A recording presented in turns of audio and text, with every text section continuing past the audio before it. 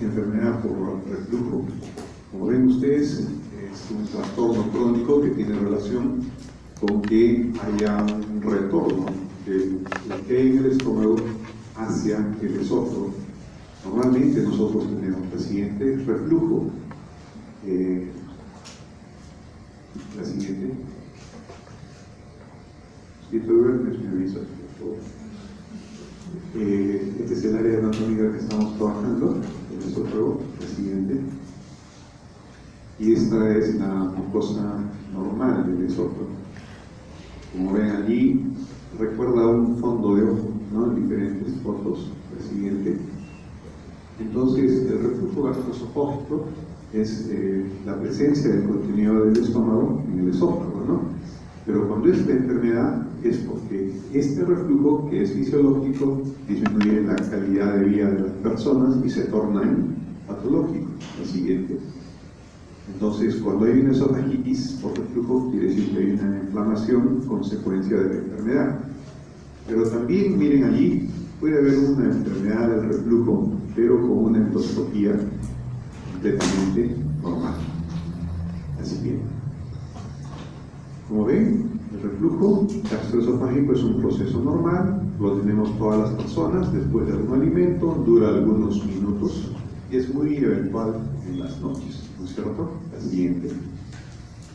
Sin embargo, el reflujo patológico o la enfermedad por reflujo gastroesofágico es frecuente, sobre todo en países occidentales, obesos, mayores de 50 años, y que tienen cierta tendencia a hacer complicaciones por el reflujo, llámese erosiones, llámese esófago de Barrett, y en algunos países occidentales hasta el adenocarcinoma de esófago. La siguiente. Entonces, como todo sucede en el organismo, hay factores agresivos y hay factores defensivos. Dentro de la barrera contra el reflujo está la barrera anatómica, está el peristaltismo y están las secreciones. Y dentro de los factores agresivos tenemos todo lo que está en el estómago y lo que implica desde el punto de vista funcional el retardo en el vaciamiento ácido. La siguiente. La barrera anatómica, como ustedes recordarán, tiene que estar dada por el diafragma, por el ligamento y por el esfínter esofágico inferior. Eso nos ayuda a nosotros a prevenir los temas de reflujo de manera fisiológica. La siguiente. Y el aclaramiento del esófago tiene que ver con la rapidez con lo que se expulsa en el contenido del esófago y la capacidad que esta secreción y rapidez tiene de neutralizar el ácido y el contenido péptico y el contenido biliar. Entonces participan tres factores, como dice, la gravedad, la saliva y el movimiento peristáltico o contracciones del esófago. La siguiente. Ustedes ya conocen por fisiología que el esófago tiene tres elementos en la resistencia del tejido: lo pre, lo epitelial y lo post-epitelial. Y allí tiene que ver mucho la presencia de bicarbonato. La siguiente. La fisiopatología, para que una persona desarrolle el reflujo, es multifactorial. Y allí se recuerda falla en la barrera, disminución del vaciamiento, aumento del volumen refluido y los fármacos o alimentos que modifican el esfínter esofágico inferior. En la falla de la barrera es la incompetencia del esfínter esofágico inferior, la reducción del aclaramiento, dicotomía del esfínter, aumento de la presión intraabdominal en los gordos y la hernia hiatal, ¿no es cierto? Entonces, en conclusión, en la fisiopatología, la falla de la barrera del reflujo, disminución del vaciamiento, aumento del volumen refluido y los fármacos o alimentos que modifican el esfínter esofágico inferior. La siguiente. ¿De qué depende la extensión y severidad de la injuria? Ciertamente de la frecuencia y duración de la exposición al reflujo, de la concentración del jugo gástrico y de la capacidad de aclaramiento que tiene la mucosa del esófago. ¿De acuerdo? Entonces, a mayor tiempo de exposición al estrés y a mayor concentración que tenga estos jugos que refluyen al esófago, mayor será la posibilidad de tener el daño. La siguiente. Esto les hace una balanza.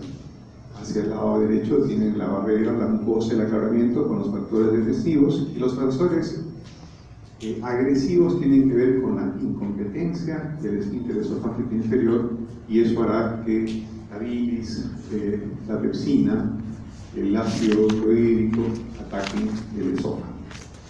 Siguiente. La barrera de reflujo, ustedes la ven en esa diapositiva, tiene que ver con el esfínter esofágico inferior, el diafragma y el ligamento freno esofágico, ¿correcto? Eso tiene que funcionar muy bien para prevenir el evento del reflujo patológico. El siguiente.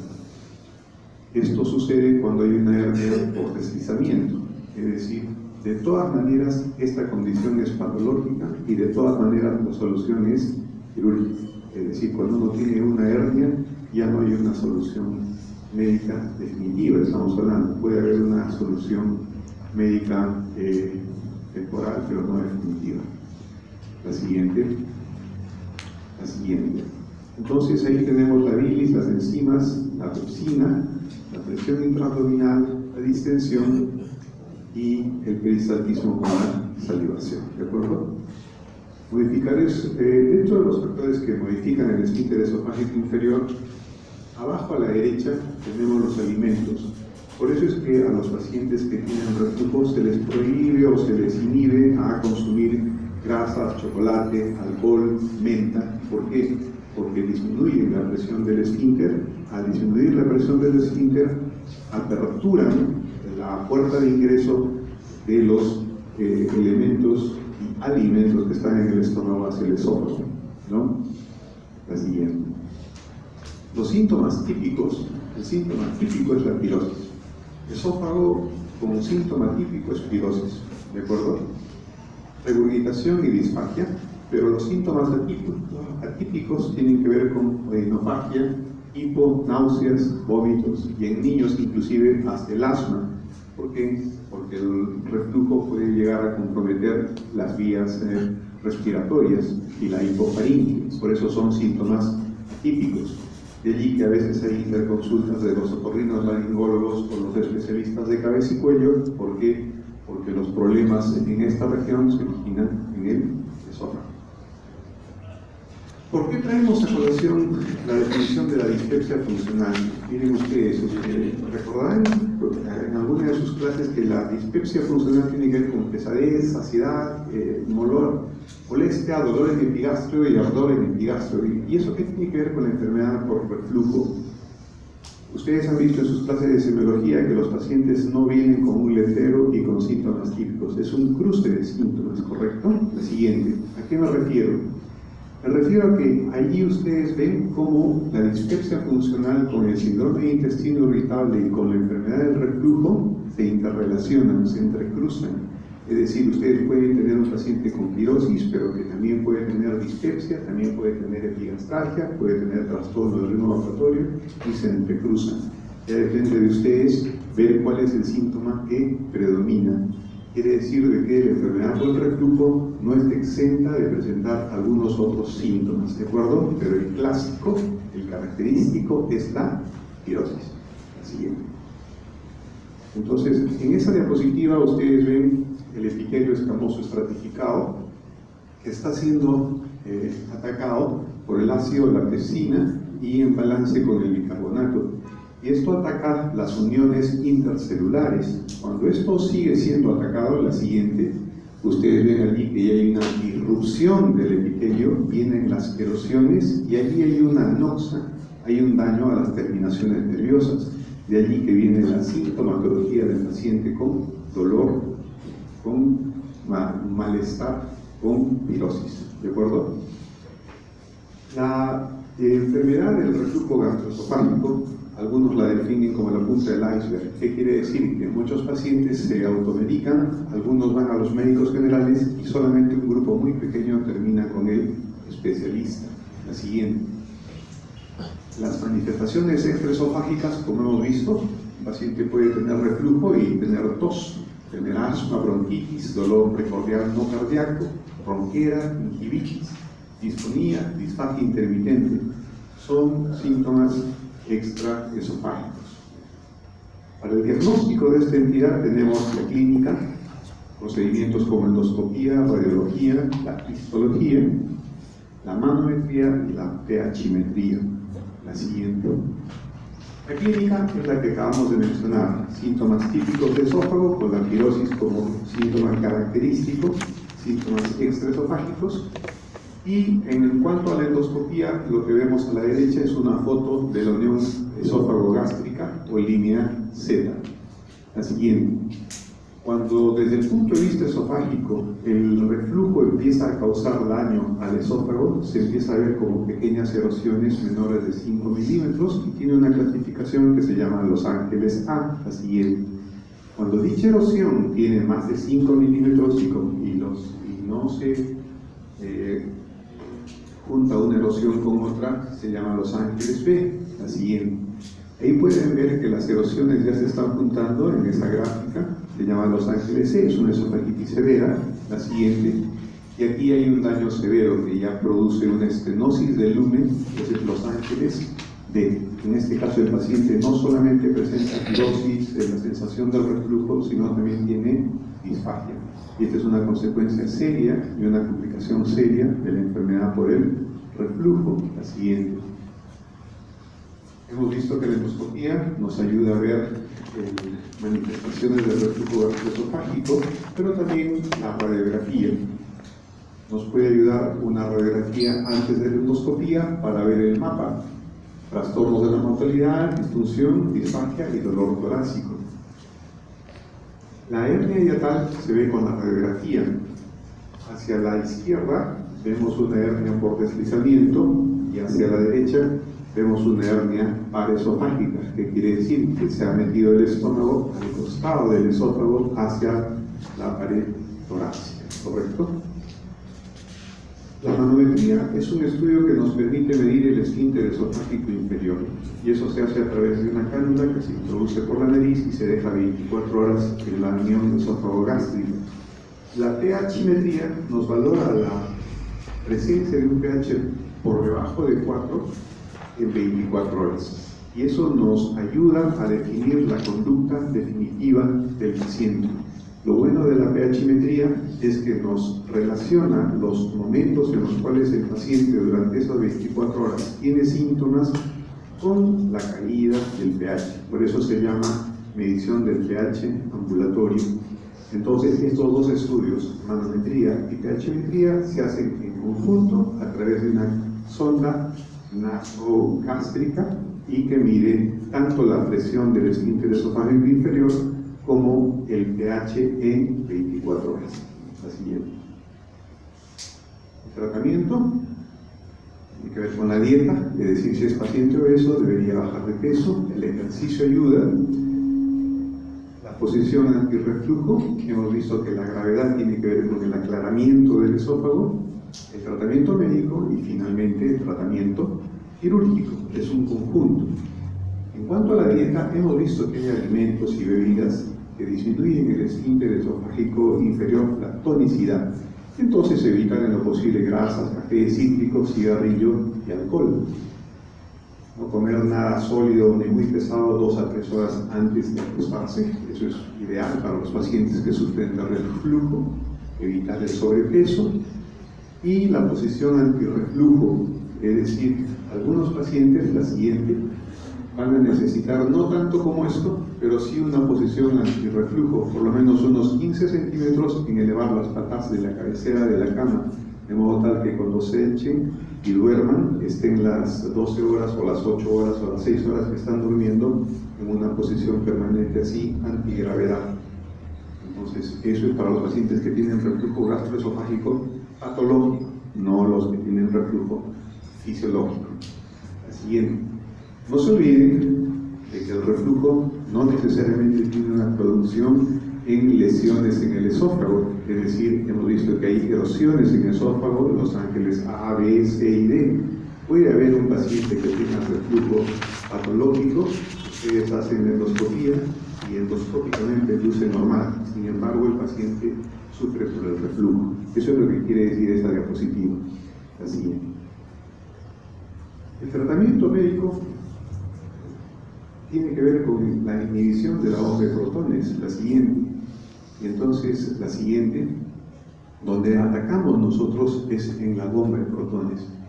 Sabemos que si uno estimula la gastrina, la histamina o la acetilcolina, cada uno contribuye con un 30-40% en la producción del ácido, pero si uno inhibe a la bomba de protones, entonces más o menos uno está quitando entre el 80-90% de la producción de ácido en el estómago. Por eso es que los inhibidores tienen su razón de ser fundamentalmente en la enfermedad del reflujo gastroesofágico. Así es. ¿Qué quiere decir esta diapositiva? Que la frecuencia de los síntomas tiene que ver con la presencia de ácido en el esófago, un pH bajo, y cuanto esto es más frecuente y tiene un mayor volumen, habrá un mayor daño en la mucosa del esófago. La siguiente. Estos medicamentos, que son el esomeprazol o el omeprazol, tienden a producir una disminución en el reflujo, en la producción, en la inhibición de la producción del ácido, más o menos 24 horas. Y ustedes ven allí que la mayor producción de ácido generalmente es de madrugada. Por eso es de que hay muchos médicos que tratamos de dar el medicamento, el inhibidor, de noche. La siguiente. Dentro de las complicaciones del reflujo, vemos allí en la siguiente diapositiva, el reflujo gastroesofágico va a dar una esofagitis del reflujo. Va a haber una injuria al epitelio, va a seguir el reflujo y ya se va a reepitelizar el esófago, ya no con mucosa escamosa, sino con metaplasia intestinal. Eso es el llamado esófago de Barrett. La siguiente. Entonces, el esófago de Barrett es el epónimo, es en honor a Norman Barrett, aplicado al epitelio columnar, que ahí está con unas flechas, que recubre el esófago distal, el cual es adquirido como una complicación debido al reflujo. Ustedes han visto que el reflujo puede causar erosiones. Cuando esas erosiones se reepitelizan, en algunos pacientes se puede reepitelizar con mucosa esofágica normal y en otros con epitelio columnar. Cuando se reepiteliza con epitelio columnar se llama esófago de Barrett. Y el esófago de Barrett tiene una connotación que en algunos pacientes puede ir al adenocarcinoma de esófago. La siguiente. Norman Barrett hizo su publicación original en la década del 50. La siguiente. Y de eso se trata. La diapositiva de su izquierda es la mucosa normal, la de la derecha es una mucosa de esófago cubierta con epitelio columnar, que ahí ven en la histología células caliciformes de metaplasia intestinal. La siguiente. Ahí están las células caliciformes de metaplasia intestinal. La siguiente. Este es un cáncer de esófago. Ahí está el estómago resecado y el esófago distal. Ahí dice Barrett, quiere decir que en el esófago está esa mucosa columnar, y en esa mucosa columnar el adenocarcinoma. La siguiente. Este es el camino de la mucosa normal de esófago, con cambios de metaplasia, displasia y finalmente carcinoma. La siguiente.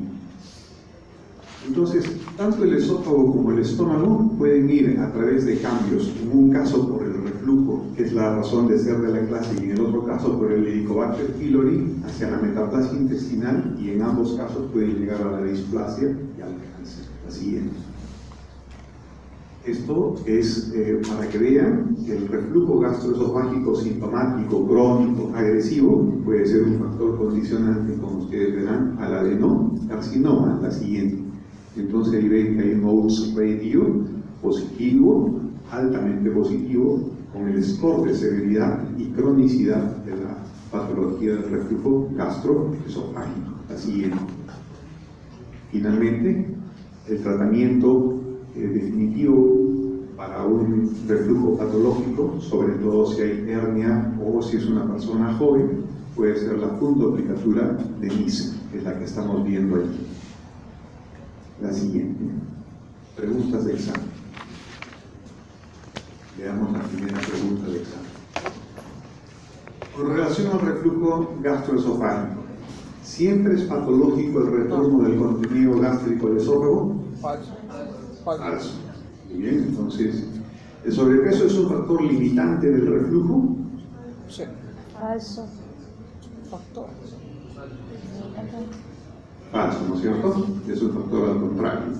Entonces, si las dos primeras son falsas, yo ya no leo A, B y C, ¿no es cierto? Me quedo con D y E, ¿sí o no?